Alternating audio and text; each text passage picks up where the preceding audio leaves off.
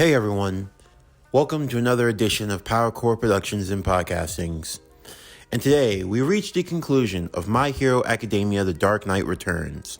What if Deku was Batman? Season 2, Part 7, the Season 2 finale. As always, if you're new to the channel or if you're a regular and like what we have to offer, then please don't forget to like, comment, subscribe, share, and hit that bell for post notifications so you can stay up to date on everything that is PowerCore Productions and Podcastings that's to come out now and in the future. Well, with this, we come to yet another end of a series, for now at least, that being the conclusion of Season 2 of My Hero Academia: The Dark Knight Returns. What if Deku was Batman? In this series, we've covered a lot of the lore of My Hero, mixed in with the world of Batman the Animated Series, and even Batman Beyond. However, things are only just building up for here, with a lot more special surprises that are to come out now and in the future, along with a special presentation that will be set to take place in the coming year of 2024. I do hope you'll stick around and enjoy everything that's to come out on PowerCore Productions and Podcastings now and in the future. Anyway, without further ado, let's get into today's video. So as always, sit back, relax, and enjoy the show.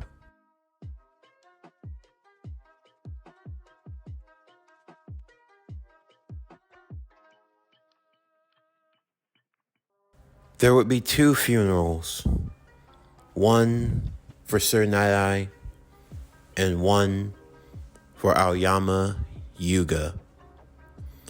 However, for one of them, there was a funeral attended by many and one attended by few. Sir Night-Eye's funeral was one witnessed by many. He was, after all, a hero, the former sidekick to All Might, the former number one. In his final moments, his heroic acts saved the lives of many heroes, including his protege, Mirio, aka Lemillion. However, the second funeral would be small and quaint, with only a few in attendance. Of course, it had to be decided whether or not the other students of Class 1A would learn the truth. If they would learn the truth of who Aoyama really was. Ultimately, it was decided upon that Aoyama had simply left. Of course, there were students who asked about him, wondering where he had gone, if he was ever coming back. For Izuku, for the few other students that knew the truth, even for Mr. Aizawa, it was hard to tell a lie. It was hard to maintain it. But yet, even still, they felt as though they owed Aoyama that much. As you would expect, trying to get into contact with his parents was impossible. All of a sudden, the names that were coming up were all false. Things that existed never really did. Bruce would only shake his head in frustration. The Court of Owls. An organization I thought long since destroyed, but now it seems they've resurfaced. You're trying to find more about your friend, but chances are you won't find anything. If I had to take a hypothetical, his name probably wasn't even Aoyama to begin with. That was more or less an alias he was given. A fake background, a fake history. His parents using fake identities, forged signatures, and things of that nature. Once their son died in the Shiea Saikai raid, there was no more use for him, no more use to be who they once were. They more or less destroyed everything, and they've gone back under either a new alias or whatever they used to be. I'm having Tim and the others look into it. It didn't change the fact that Izuku was still boiling with rage and anger, a deep-seated hatred. Bruce could see it in his eyes. He saw it when the boy was training. He didn't look or feel like himself. The punching bags were heavier. However, his fist struck much harder. Izuku, I understand how you're... No, you don't. I do. I've been in this business for a long time. I've seen many things that have made me feel the way that you feel. Then what? What are we supposed to do? What am I supposed to do? You keep going forward. I don't need that. Why? Why do we let them live? Tell me, who could do that to their own son? Anyone that does that isn't even a parent. They're not even human. So why? Why do we keep them alive? Why can't I just end them for everything they've done? Because you should aspire to be better. Better than them? Better than the enemy? Why? There's no low they won't sink to. There's no depth. There's no amount of hell they won't crawl through to get what they want. Exactly. There are some in this world who may truly be lost. And yet there are still those who can be saved. Your battle with him was proof of that. That boy was raised to be a killing machine. He had only one amalgamation in his life, to serve and destroy. Izuku, for lack of a better term, if he had wanted to kill you in that fight, he could have. What? I know to you it may seem like the fight was evenly matched, but I assure you it wasn't. There were many times I worried for you. When I was watching through your vision monitor, seeing what you saw, I saw many opportunities where he could have struck you dead, but he didn't. I didn't know, maybe he was frazzled. Maybe there truly was a friendship between the both of you. And I think there was. It's because of that he couldn't strike you down. You affected the boy's heart. And in the end, he died saving you. He gave you the chance. Izuku wasn't sure what to say. What did all of this even mean? Sure, let's assume that in another world, you kill him when you get the chance. Would you still be here? More often than not, the kindness we show, it can be repaid in the strangest of times. Like that girl, Jinx. Where is she? My sources say that she's left the league. She's off on her own now. I actually had a conversation with her not too long ago. In a brief flashback, Jinx would arrive to the hospital to sit by her mother's bedside. Of course, all she could do now was just sit and hope, because in the end, there wasn't anything else she could do. She couldn't be with the League of Villains, not after everything. She didn't want to go back. But it also meant that she'd have to go back to being on her own. How many more people would she have to rob? How many banks could she rob within reason? And all just so that her mother could get the treatment that she needed. However, a kind older man would enter into the room. You have nothing to worry about. Her expenses have been paid for. You can rest easy. She'll be treated as long as she needs to be. What? How did you... I don't even...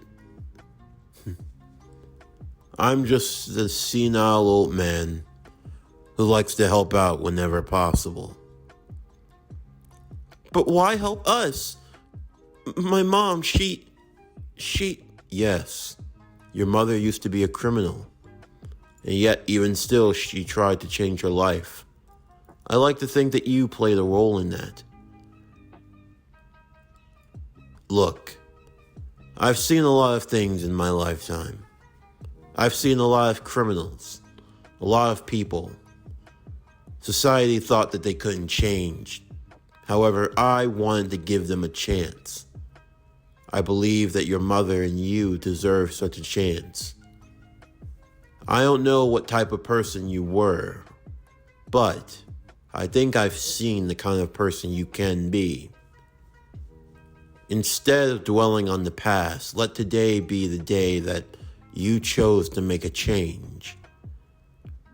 It's never too late to make a difference. And I believe you can be proof of that. You're saying she's not in the league anymore? Izuku would say. It seems not. She's left to go out on her own. Although, what she's going to do, I have no idea. But even still, it's a chance at a new start, a better life. And she owes that to you. You were able to change her. And think of even more that you can do in the future. This job, this life, it is a painful one. It's not easy and it's not for the faint of heart. Along the way, you may lose people, but you will also get the chance to save them. I was once in a similar situation to you, but thankfully I had friends. One friend in particular that pulled me out. You mean All Might? I do. When you get a chance, visit that girl in the hospital, along with Mirio as well. I'm sure they could use a friend also. Izuku would take him up on that advice, as he would go and pay Mirio and Eri a visit at the hospital. Of course, Eri made sure not to use Izuku's hero name due to the secrecy of it all, but still, she knew that this was the boy that saved her, and for that, she was truly grateful. Of course, she was worried for Izuku more than anything else, because of how he had lost himself to anger. I'm sorry you had to be so angry. All because of me. I didn't want to put you through that. Hey now. It's all right. I honestly should have been more composed myself, but still, in the end, it's okay. It just means that I really care about you, Eri. I don't want anything bad to happen to you. I'm only sorry I couldn't do something sooner. Thank you. Both Mirio and Izuku wanted to do their best for Eri. The girl had been through so much. In the meantime, for the other students who were a part of the raid, from Froppy to Ochako, Kirishima, Kaminari, Jiro, and Bakugo, all of them carried their own baggage from the battle itself. For the ones that were privy to Aoyama's final moments, well, even more so than most. Even Oliver and Donna would have to have hearts-to-hearts with their proteges respectively. They were going to stick around for a bit before heading back to the United States and heading back to their own city. They had been retired for a while now, but still, to come out of retirement for something like this, well, it meant that Bruce must have saw a lot of potential in some of these students. But really, all of them had a lot of potential in their own right. So, the Green Arrow and the Black Canary, they were going to be keeping their eyes out for now, just to see what happened next. Who knows? Some of them might want to come over to the USA. It was around the time of October, and as such, the UA students were preparing for the upcoming school festival, different from the sports festival. Of course, There were some concerns with the recent villain attacks and all, but even still, this wasn't something that could just easily be canceled. After all, the school festival was more so for the non-combative or non-hero course students who attended UA. And since they were able to get through the hero festival, the sports festival, then it meant that they would have to do the same for the school festival. There were many students who were already complaining, especially about Class 1A. It was them who were responsible for all of this, the ones that were constantly attacked, the ones that were constantly on the front line of danger. Of course, the many others tried to ignore it, but it was a lot easier said than done. A lot of things were changing in the world, a lot of developments. For one, there was the raid team that was dispatched with transporting the members of the Shie Hassaikai to their respective holding cells following their arrest. And, well, let's just say Shisaki got a lot more than he bargained for. He came face to face with the likes of Tomura Shigaraki, who left him a parting gift: freedom from his cursed quirk. Although, it did cost him an arm or two. However, for Shigaraki, he felt like things were turning up well. He could see a vision coming into focus. He knew what he wanted to do. However, even though they had lost Jinx, he saw it as no consequence. Although Toga was a bit more upset. You're just gonna let her leave like that? You're not even gonna try to go after her? After everything that's happened, there's no point in bothering anymore. Besides, I've gotten something of far more value. She's already a no-good, long-lost criminal. She can't go off and become a hero. They just throw her in jail. And she knows better than to cross us. No, in the end, she's gonna go back to being what she always was. A worthless gutter rat. Toga didn't really like that sentiment, but in the end, she couldn't disagree. It wasn't like Jinx could really make a move against him, and in the end, she would be back on her own. Whether the heroes dealt with her or someone else, it was of no concern. As long as she didn't get in their way, she was nothing. Of course, for Jinx, now not having to worry about her mother, she had to decide what she was going to do. She wasn't entirely sure. She sat on top of a rooftop overlooking the city at night when she saw some people off in the distance. There were some muggers. They looked like they were bothering some man and woman in an alleyway with a young child. Of course, Jinx wanted to ignore it, but still, for some reason she was compelled to do something. Before the muggers knew what hit them, they found themselves being taken out with ease, the man and woman clutching onto their child as they looked towards her. You guys should get out of here. They would nod and leave quickly, the young boy turning back to wave, as if to say thank you. You're not half bad. Jinx would turn suddenly as she saw a figure looming over her. One dressed in black, with a white mask that had a red X across one of his eyes. Who are you? They call me X. Red X. I've heard a lot about you, though. Jinx. Yeah? What is it that you know? I know you used to run around with a certain gang, but that you left. And what's it to you? I think it takes a lot of guts. It takes a lot of courage to do something like that. Yeah? Well, it doesn't change the fact that I'm on my own now. And what? You gonna turn back to a life of crime?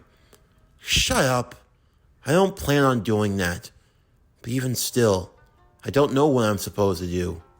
I can't just go off and be a hero. Why not? You were just a hero a couple of minutes ago. That was different. You helped someone. It's not a bad thing. You don't have to put a label on it or anything like that. Just showing some care and courtesy. That's all that truly matters. And what? You think that I'm actually cut out for something like this? Well, what? I mean, you mean what? I suppose. You're gonna keep playing around with me, and I'll drop that trash can on your head. Hey, now chill. Look, I'm going out on a patrol tonight. Would you want to come with me? Jinx would roll her eyes. I'll pay for dinner. 2 dinners? 3 dinners. Look, I can go up to a week, but now you're pushing it. You sure know how to charm a girl now, don't you?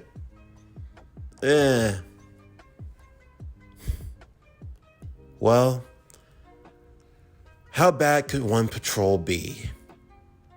Show me around, Red X. In the meantime, the students would continue their preparations for the school festival, with Class 1A preparing for a musical that they were going to perform. While Izuku was helping with the preparations, he thought it would be nice to invite Eri to come to the school festival. Mr. Aizawa was watching over her, especially due to her quirk. Thankfully, with his erasure quirk, he was able to reset it to a degree, causing the large horn that had grown on her forehead to now resuscitate back to its more smaller state. The larger the horn, the more stored up her power was, so Mr. Aizawa would make sure to erase it before it could be unleashed, at least until she was able to learn how to control it better.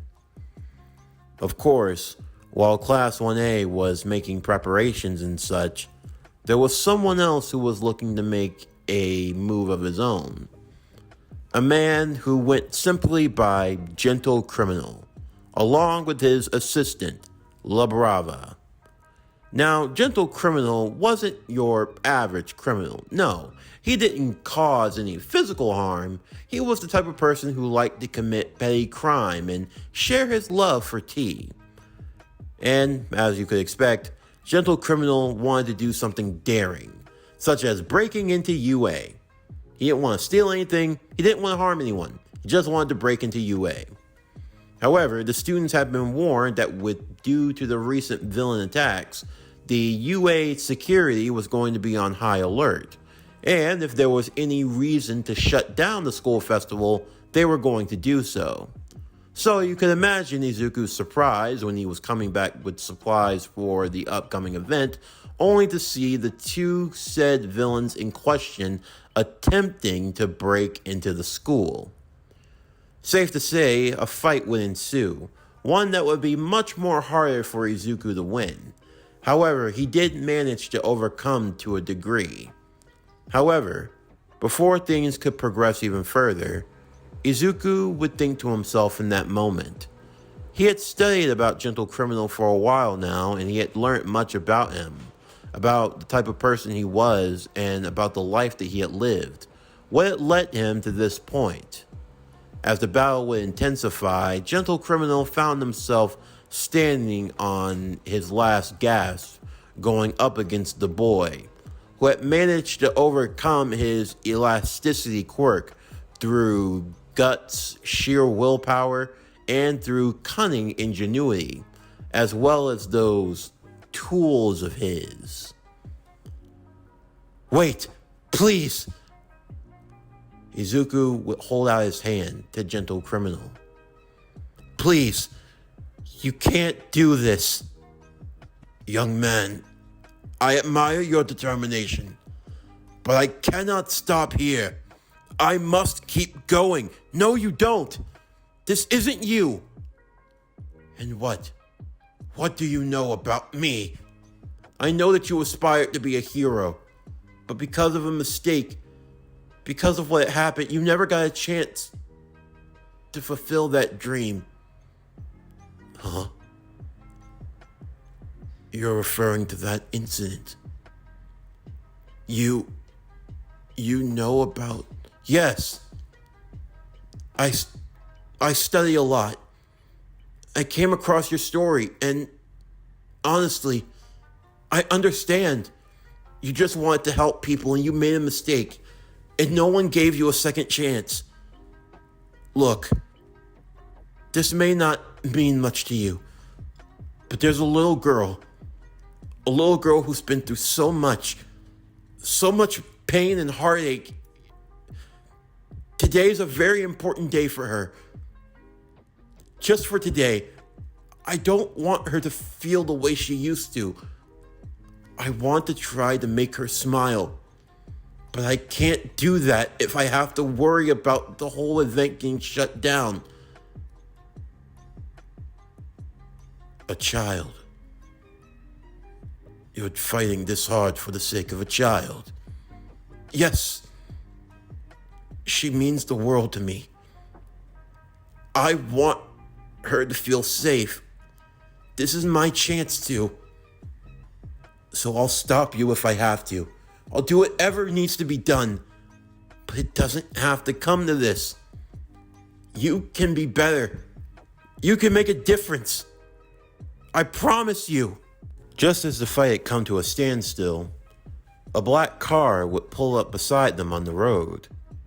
It was Carrie who was driving. As she rolled down her window, looking at Izuku all beaten up, and then looking at Gentle Criminal, she was ready to jump out of the car at a minute's notice. She was already previed on this guy. She had come across his story. A few quick hits and this guy would have been taken down. Izuku, what are you doing here? The festival starts in half an hour. You gotta go. And why are you taking so long with this guy? Come on, be a lot better. This fight should have taken no more than, 3, 5, 7 minutes tops. You've been fighting him for like 15 minutes. Yeah, feels like it. Is something the matter? The window in the back would pull down to reveal Bruce. No, everything's fine. Actually, hey boss, you still believe in everyone getting a second chance and things of that nature, right? Yes. Good. I have 2 people who would be great working at Wayne Manor as your personal butlers. Wait, what? What? Carrie would say. Are you trying to get me out of a job? I mean, no, you're still his driver. That'll never change, and you're his bodyguard. I'm talking about 2 butlers. I mean, you like tea, don't you, Mr. Wayne? I like a good brew. And this guy here and his assistant, they're the best tea makers around. Will you please hire them? Both Bruce and Carrie would look at each other stunned. That's what he wanted? This was his big idea? Please, sir. He's a really good guy. I think this is the second chance he needs. Bruce simply mulled it over. How did he get himself in? Fine. I'll give them a chance.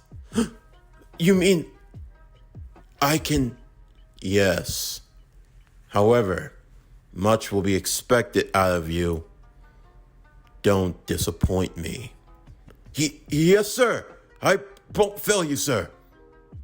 Now get in the car, all of you, or you're gonna be late.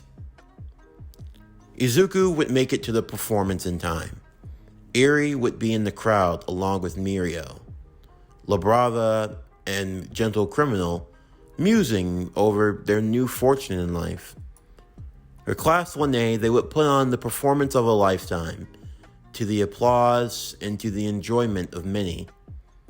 And as Izuku looked out into the crowd, to a certain smile,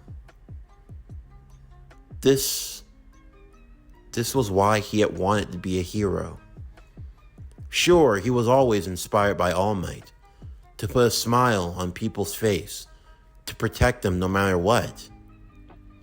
As the performance and everything came to an end, Izuku found himself sitting on a bench, with Melissa joining him also. Hey, Melissa.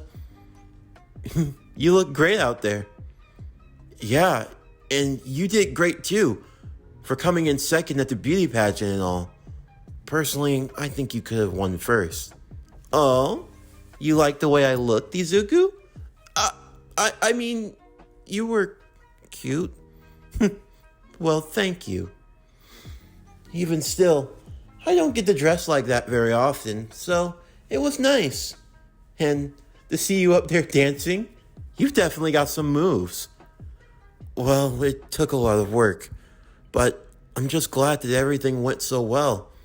I'm glad that Eri got the smile. You know, you're a really good guy, Izuku Midoriya. I can see why Bruce chose you. Huh? It's not because of your skills or that big brain. She would point at his chest. You both have a real big heart.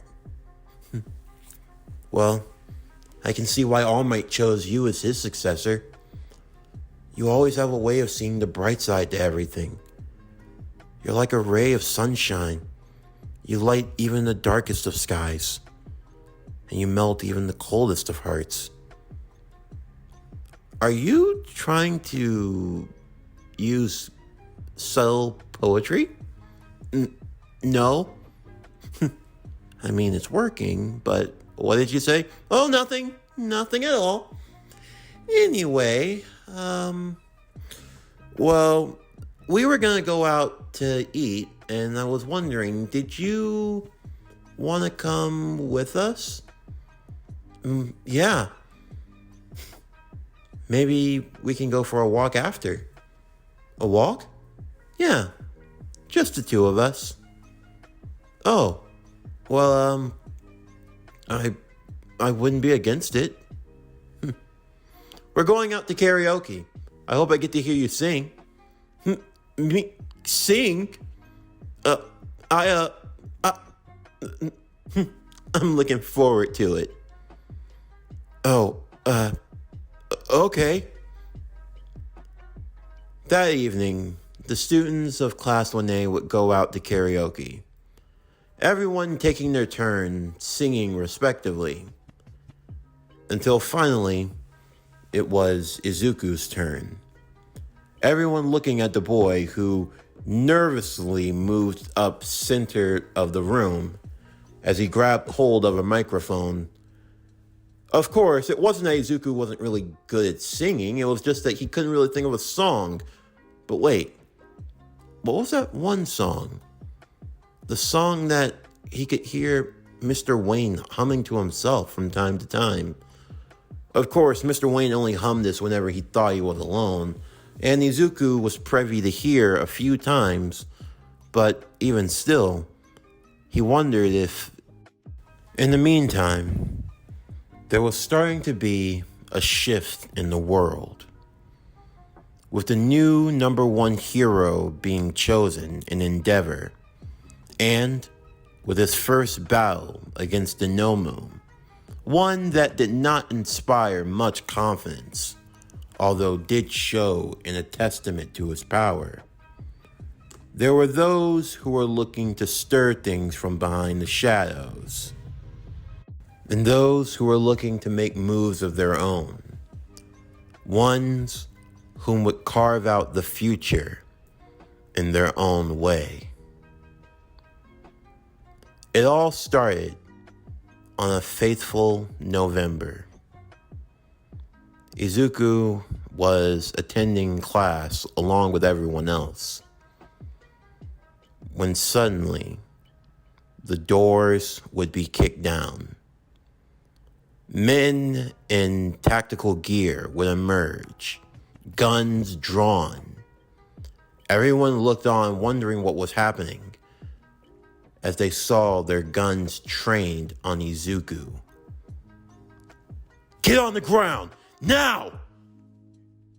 Before Izuku could even know what hit him, he found himself being thrown, his arms tied behind his back, and he was shoved into the back of a SWAT van. An early snow had started to fall across Japan, an indication of what was to come. Izuku had no idea how long he'd been back there, although this wasn't too unexpected. If you had been paying attention to the news, then you would have known that a certain figure was making his way, someone who had a solution to the rising crime, someone's own attempt at ushering in a new era of peace. Although, how successful he'd be at that remained to be seen. This concludes My Hero Academia: The Dark Knight Returns. What If Deku Was Batman? Season 2, Part 7, the Season 2 finale. As always, if you enjoyed today's video and everything else that we have to offer, then please don't forget to like, comment, subscribe, share, and hit that bell for post notifications so you can stay up to date on everything that is PowerCore Productions and Podcastings that has to come out now and in the future. But anyway, that's going to do it for the end of today's video. I'm Javon Harrington with PowerCore Productions and Podcastings, signing off, and I'll see you next time.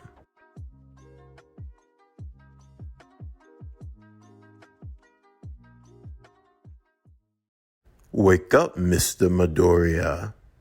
We have much to discuss. You won't get away with this. I already have. You thought that because of your friends, you thought yourself untouchable. But as you can see, no one is untouchable. Shut it down. It's out of control. Shut it down. By the end of the night, I will be the new symbol of peace. The true hero. Just like you, Batman.